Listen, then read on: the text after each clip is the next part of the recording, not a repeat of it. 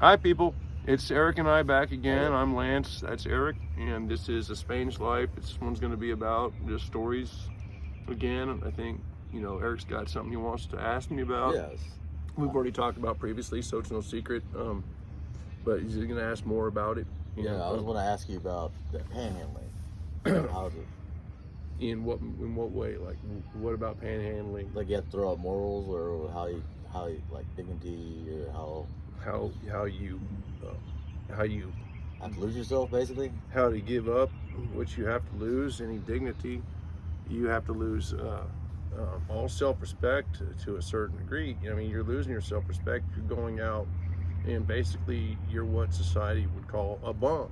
You're a bum because you don't work, and you're not looking for work, and you're an alcoholic, which makes you one rung lower in society's view as a bum. You're that sort of worthless piece of society. So then you got to go out and ask these people, looking at you that way, knowing that as a person that looked at homeless people before I became homeless, how you view that, and then say, what's this person going to ask me for money now, and expect me to give it to them?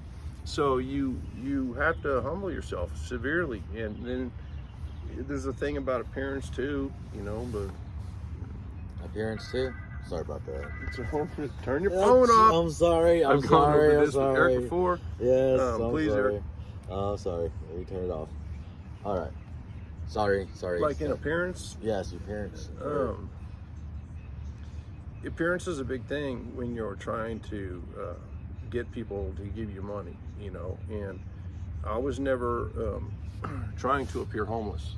There were times that because of your need for money, and you have to stand out a little bit more than everyone else asking for money, you have to appear more homeless.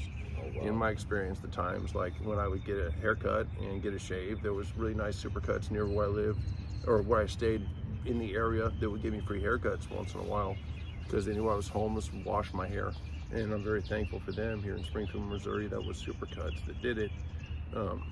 But then their manager got on them and they had to stop doing that. But I was still very thankful for it. But if I shaved and got my hair cut, I would make way less money. Really? And it definitely affected my income. If I put on clean clothes, a nice shirt, if I wore nice sunglasses, even $10 gas station sunglasses, I make less money. If I wear a sharp ball cap, that looks clean, you make less money.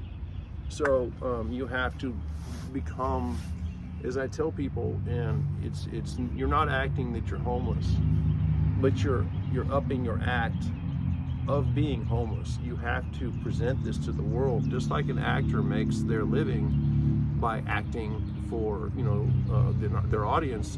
When you're homeless, you're acting up for your survival, so you're making a living off of your acting. So again, I was never acting homeless, but I made myself look more disheveled. Okay. I would make myself, my clothing more rumpled, but a lot of times it's unavoidable because that's how my clothing ended up, and that's how my appearance was, with unshaven for a week and a half, 2 weeks or longer. I grew quite a beard at the end of my homelessness, and I look like a mountain man, but your hair gets longer, and I always liked short hair. It's been like my whole life, I've always had short hair, and it drove me crazy, but what you can do about it. Your appearance is you don't bathe for a month, even other than baby wipes, or what you can wash in the sink at the gas station or the Burger King. Yeah.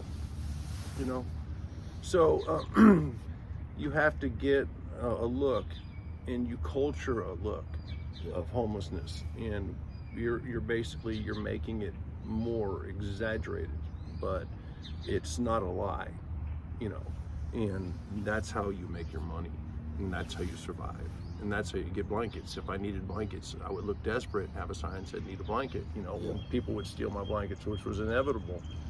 Sleeping bags were just things you owned for maybe a couple months, if you were lucky in winter, for all winter.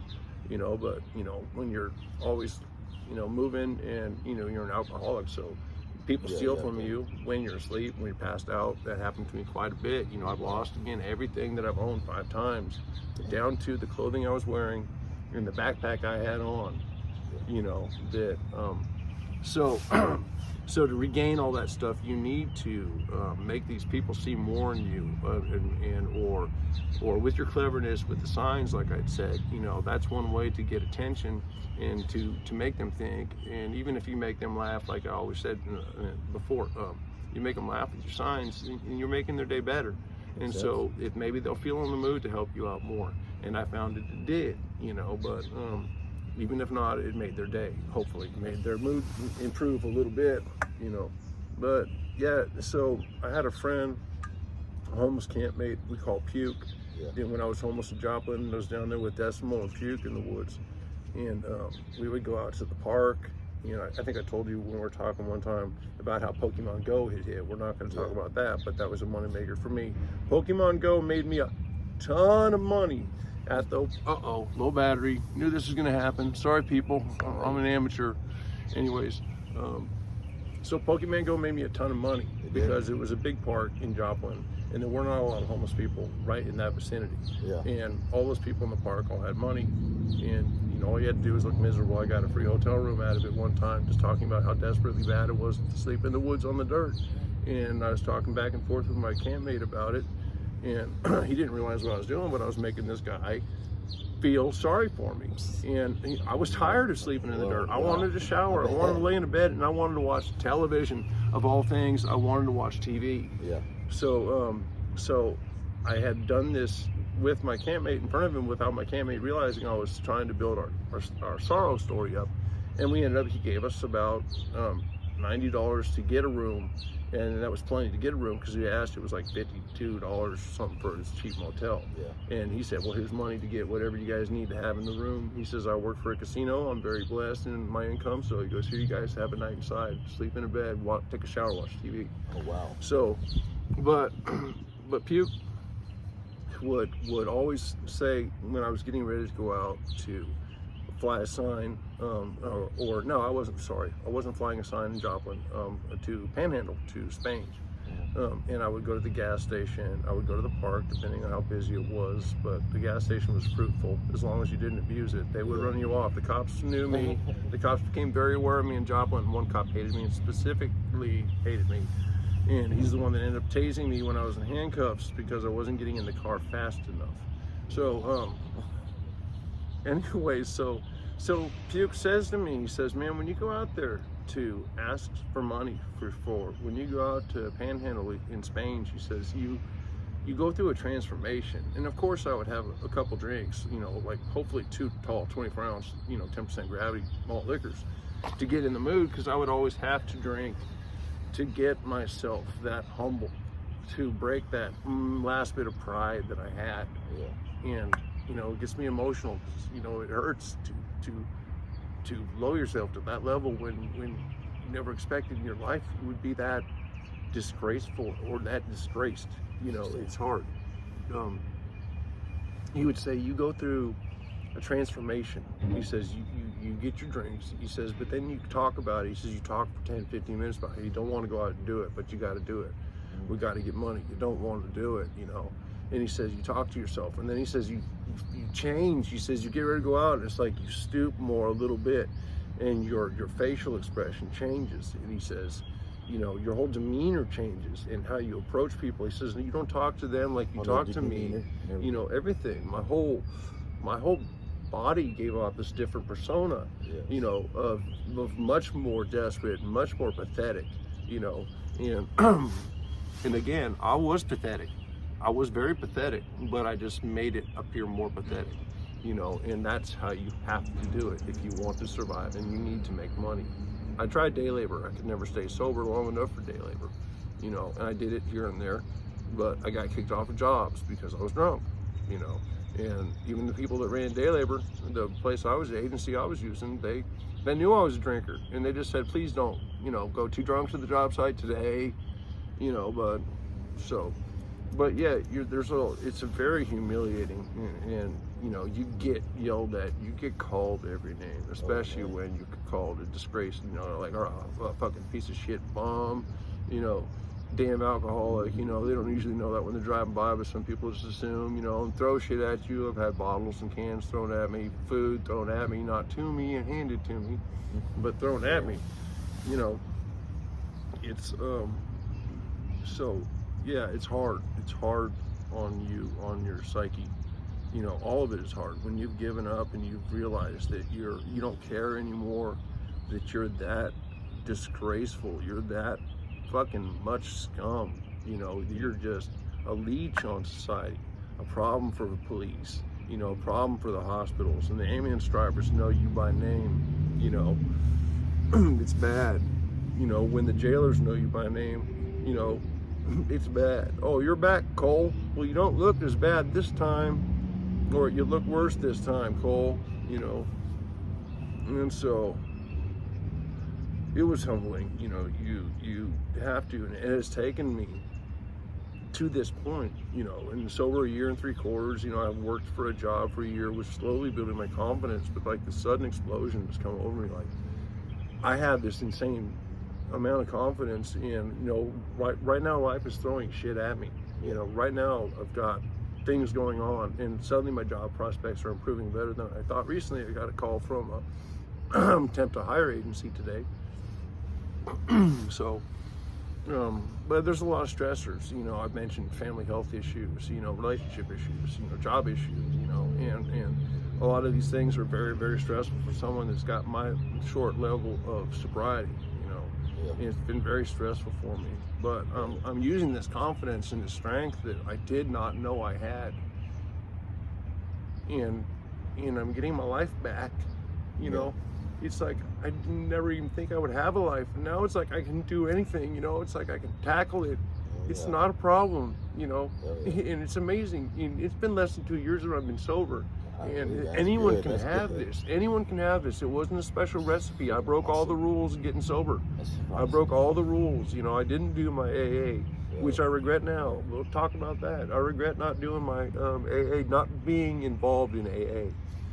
I would not necessarily follow the 12 steps, but I would definitely have missed the friendship and the support network I could have built with people that had been very sober for a very good amount of time. I could have surrounded myself with people that and became good friends with them.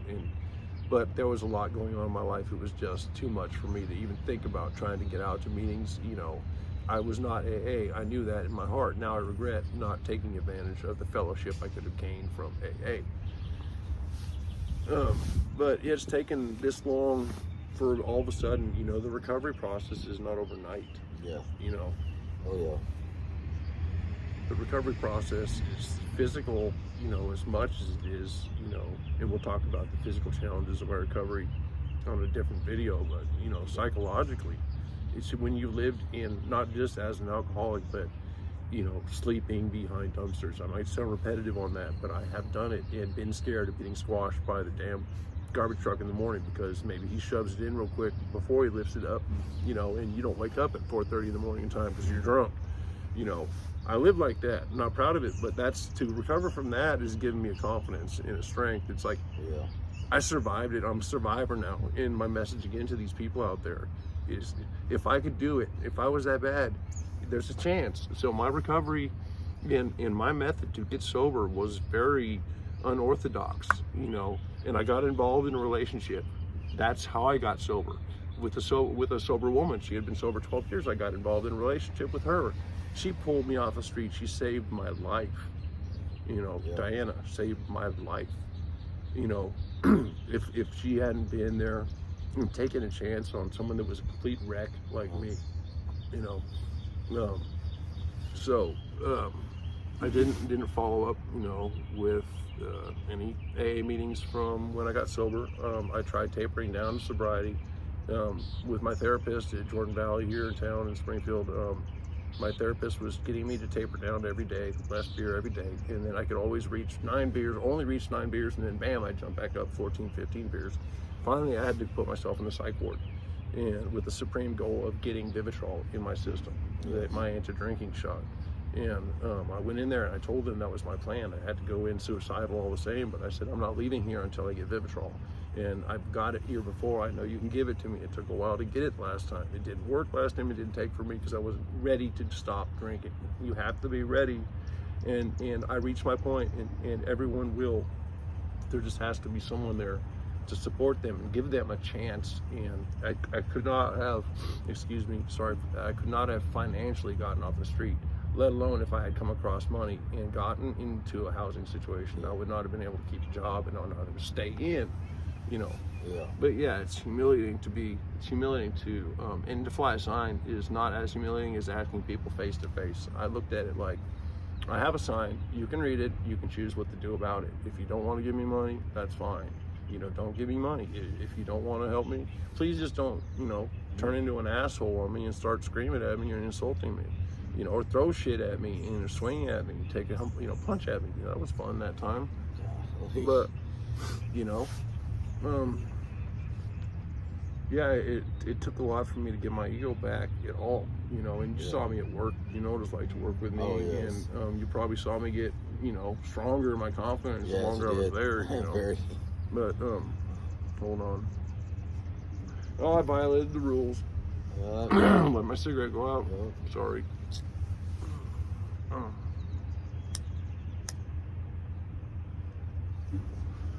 Everyone had given up on me, and I had given up on myself. And she reached out, and she did not want to give up on a human being. And there's more people out there like that, but there should be a lot more people out there doing that, you know, or taking a risk in some way. As I said, the medication was key too. That the naltrexone pills that I took to make sure I wasn't allergic, you know, and you can't take those until about 3-4 days sober. Yeah. And then once they make sure you're not allergic to the medication, you take the Vivitrol shot, and then it's in your system, and you can't just decide to not take the pill, you know, and drink instead. Yeah. If you drink, you pay the consequences, and it's not fun. Like I said, I mentioned before, you can become physically or mentally altered. You will become inebriated. You will become uncoordinated. You will, you know, slur. Yeah. But you won't feel great. You'll feel different, and it's not a good different. It's different. I chose that way briefly, and I got off. There's no Vivitrol for me for a while I was drinking. Couldn't do it. So yeah, it took me this. Like I said, it's getting close to 2 years, year and 3/4, and to get this confidence, to suddenly be able to say, man, I need to get my message out there. Yes. It's important for me to tell people, you know, for those who've given up hope. My mom had given up hope. I'm positive, you know, she left me on the streets of Springfield when she moved, and I don't blame her. I don't hold that against her. She left me in a life that I had chosen and knew I could get out of, but she wasn't going to waste any more emotional effort trying to get me out of it. Yes. So for those who've given up, you know, there's always a chance, you know, and maybe you've given them 4, 5, 10 chances. You know, I made it, and I'm here alive to share my message, you know, and now I'm a survivor. It's made me so much stronger because of what I've been through. These challenges I'm facing now, you know, I'm reaching into these tools I've learned in rehab. They pound these things in your head, you don't think you can use them, but tools that will keep you strong and stop you thinking negative ways and draw upon your inner strength. And it's worked for me, and so that's what I'm using now, and I'm very happy with where I'm at right now. But it took a lot to rebuild. You ask about how demeaning it is to do. It's extremely demeaning to beg for money. Yes. Some people don't have a problem with it. Most of those people, they're not really desperate for money. You know, they're desperate for money either because they already have a job and they just want to pay for that extra, you know, Mercedes, you know, or whatever. Because some people do that. People get caught doing it all the time. But yeah, and I finally built back. You know, I got a long way to go, but I'm not scared because I'm going to come back. You know, I'm going to show the world it's like I'm back. You know, and I'm not going to be stopped easily. You know, and I want a bunch of people to join me. Get sober. You know, it's a great life. It is. That's good. That's good.